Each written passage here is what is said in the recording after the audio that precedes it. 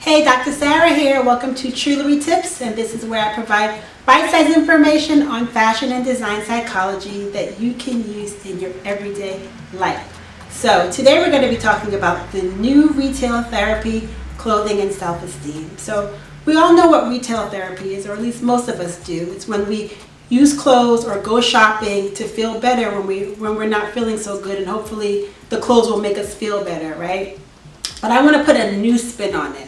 So in the past, I've said that clothing can't give us our self-esteem, right? Because if we use clothes and other things to try to feel better about ourselves, we're always going to come up short, right? Because we can't use clothes and things to give us esteem or validation.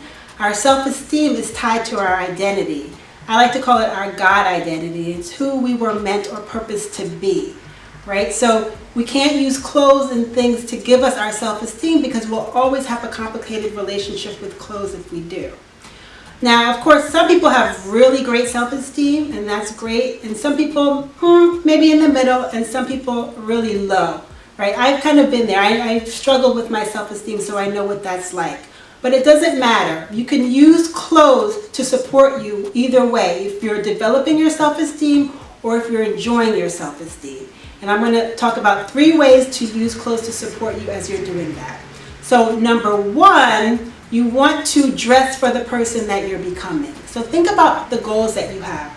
The educational goals, the relational goals, the career goals. Do you have clothes that fit that? If you're in school and you're looking forward to a career, think about you in that career and what you'd be wearing. Do you have clothes for that? If not, start thinking about how you can put a wardrobe together that fits that now. Number 2, expose yourself. And of course, I don't mean literally, but see what's out there. See what clothing styles are out there. Look online, look in magazines, look at fashion shows. And I know it's kind of hard to kind of keep up with that. I know that I've been guilty. It's been hard for me to keep up too, but it's really important to expose yourself and see what's out there. Now, once you see what's out there, think about what the clothes mean to you. What associations do you have with those clothes, right? That's really important. It's really important for us to expand our associations with clothing.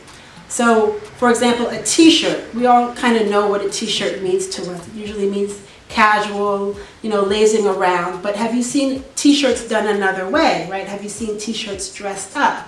And if so, what does that mean to you? What associations do you have with that? Number 3, start developing your personal brand schema. So schemas are scripts or mental knowledge structures that help us to organize our world. We have scripts or schemas for everything, right? We have schemas for school, for the library. We know when we go to the library, we know what goes with the library, right? We go in, we're quiet, there's a bunch of books, we pick a bunch of books. So we have a script for the library. And brands use that idea of scripts or schemas to create their image. So if you see a Louis Vuitton bag, you know that means luxury because the brand has created that image so that we can easily associate that bag with luxury. So we can do that for ourselves. We can develop a personal brand schema. So think about that. What clothing do you want associated with you? When people see you, what clothes do you want them to associate with you? What do you want yourself to be associated with? Sometimes it's not so much about what other people, but what we want and how we want to be perceived, right? So think about that. So again, those are 3 tips for ways that you can use clothes to support you as you're developing or enjoying your self-esteem. If you have any questions about that, you can email me at sarah@trulery.com. See you next time.